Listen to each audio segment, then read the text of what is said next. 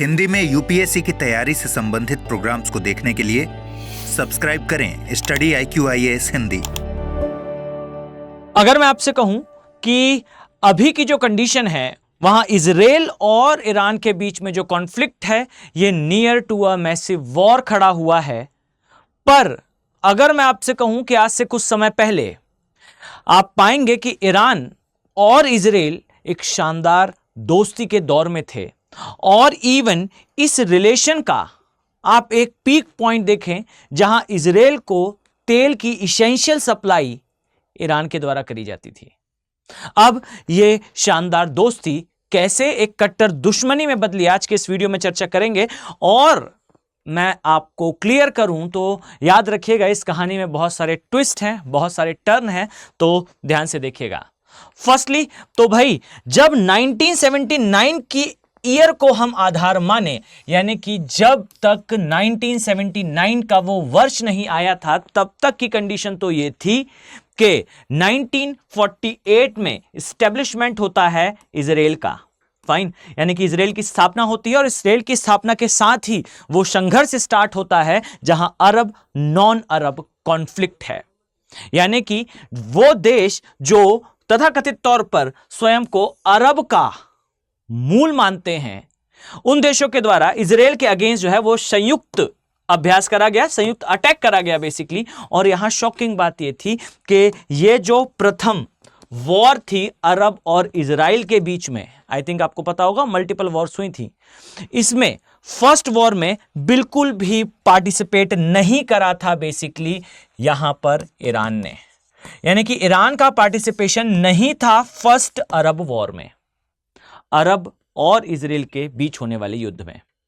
अब यहां पर जब वॉर एंड हुई तो एंड होने के साथ इजराइल के फर्स्ट प्राइम मिनिस्टर, यानी कि आप कह सकते हैं फाउंडर्स में से एक इजराइल के, इनका नाम था डेविड गुरियन, इनके द्वारा एक डॉक्ट्रीन, एक सिद्धांत दिया गया। और यह जो सिद्धांत था dear, this was a milestone in relation between Israel and Iran. ये ईरान और इजराइल के बीच में रिलेशन का एक बड़ा मील का पत्थर साबित हुआ, क्योंकि इस सिद्धांत के अनुसार क्या कहा गया था, तो ध्यान से समझिएगा। इसे अंग्रेजी में कहा जाता है पेरिफेरल डॉक्ट्रीन, यानी कि वो देश जो आसपास स्थित हैं ईरान के, उनके साथ जो इजराइल है, खासकर इजराइल के आसपास स्थित जो देश हैं उसके साथ इजराइल अपने रिलेशन इंप्रूव करेगा। और यहां शॉकिंग बात थी कि भाई एंटी हैं अरब देश, तो नॉन अरब नेशंस के साथ रिलेशन स्टैब्लिश करेगा कौन?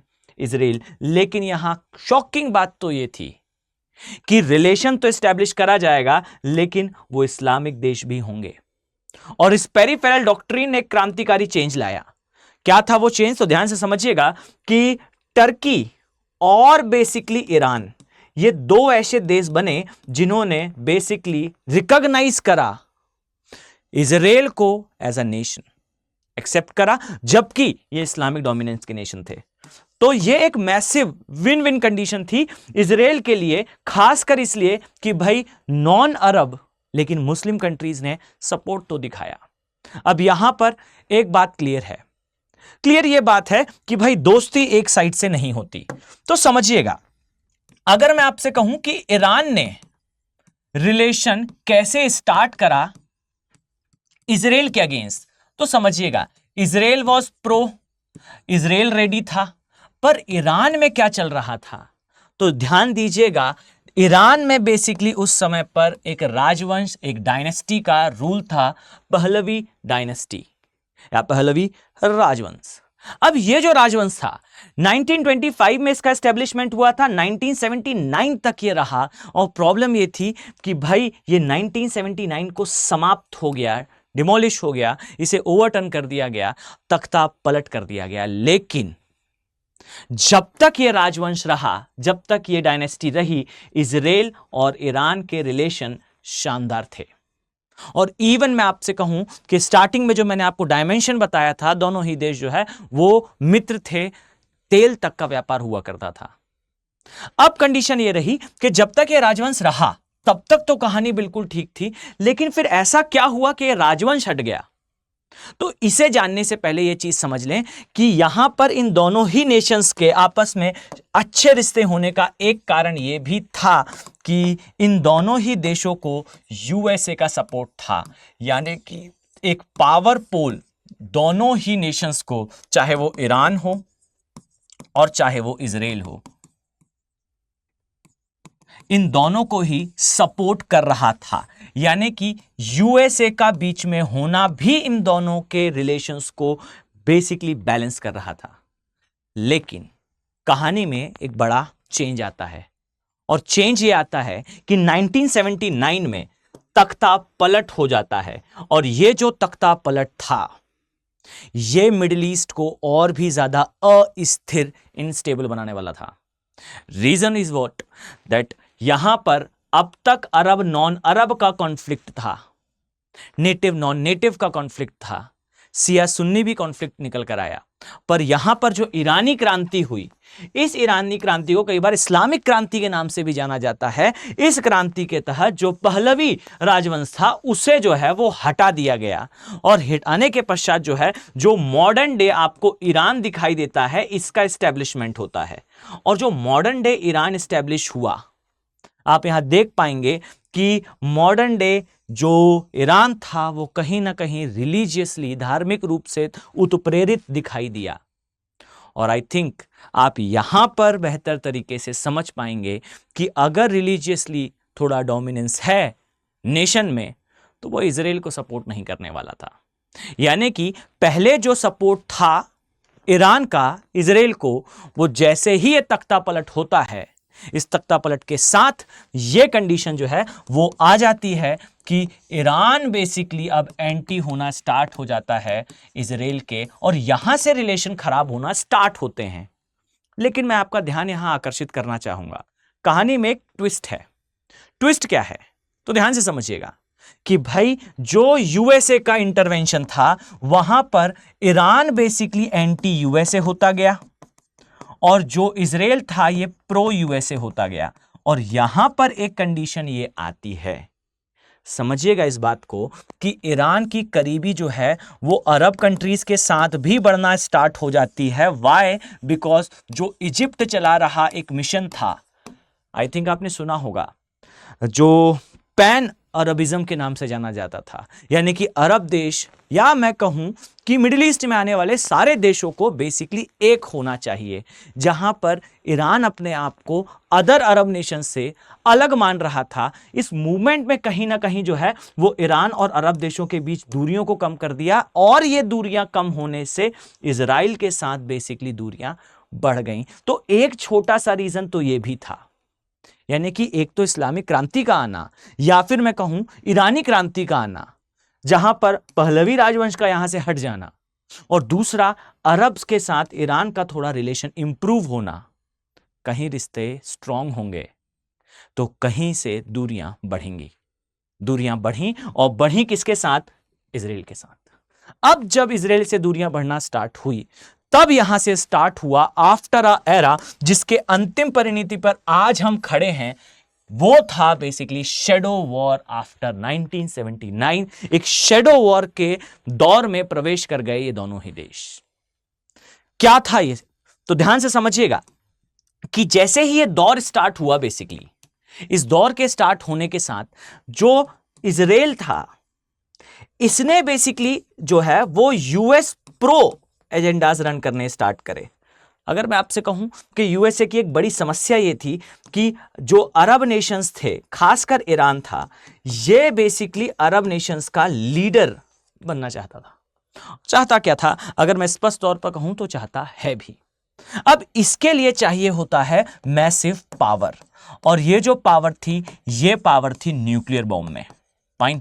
अब ये जो न्यूक्लियर बॉम्ब का सपना था ईरान का, और इजराइल परफेक्टली नोज कि अगर अरब नेशंस और खासकर ईरान इतना स्ट्रांग हो गया कि न्यूक्लियर वेपन हो, तो सस्टेनेबिलिटी पर आ जाएगा ईरान के प्रश्न चिन्ह।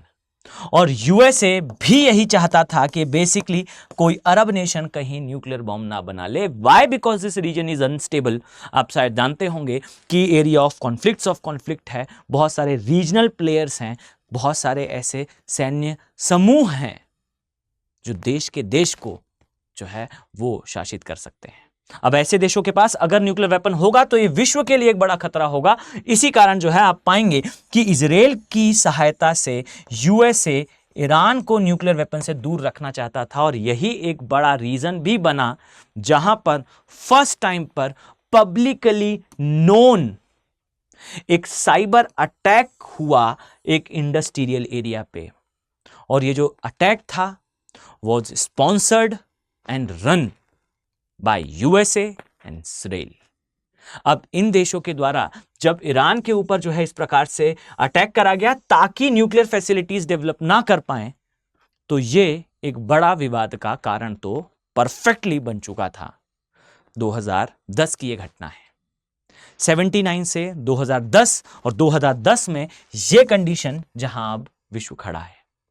पर यहां पर तो स्पष्ट रूप से दिखाई देता है कि कहीं ना कहीं यह कार्य इजराइल के द्वारा करा गया। लेकिन मैं आपका ध्यान आकर्षित इस बात पर कराना चाहूंगा कि भाई इसी समय जो है आप पाएंगे कि इसी दौरान ईरान ने भी जो है वो एंटी इजराइल वर्क करते हुए रीजनल प्लेयर्स जैसे हमास जो कि इजराइल का जो है वो एनिमी, ऐसे ही हिजबुल्लाह जो लेबनान में, और ऐसे ही हुती जो यमन में थे, और इन ऑल टोटल ये सारे ही जो संगठन हैं, ये सारे ही जो ग्रुप्स हैं, ये in all total end of the day counter कर इजराइल को ही रहे थे। यानी कि टेररिज्म का जो स्पॉन्सरशिप थी वो प्रोवाइड करी ईरान ने, और यूएस सपोर्ट से इजराइल ने काउंटर करने का प्रयास करा।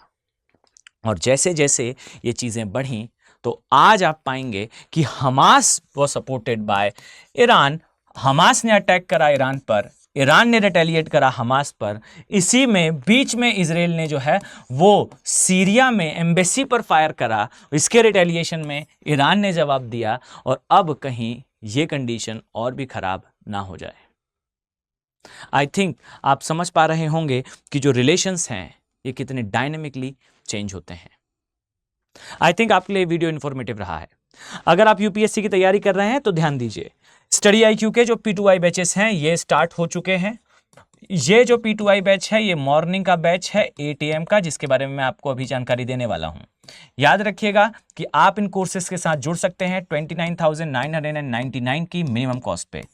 याद रखिए ये जो बैचेस हैं ये आपको प्री मेंस टू इंटरव्यू तक की तैयारी कराएंगे। साथ ही आप AK लाइव कोड का यूज करेंगे, तभी आपको जो कॉस्ट मैंने यहां शो करी है which is bare minimum cost, इस कॉस्ट पर आप इन कोर्सेज को परचेज कर पाएंगे।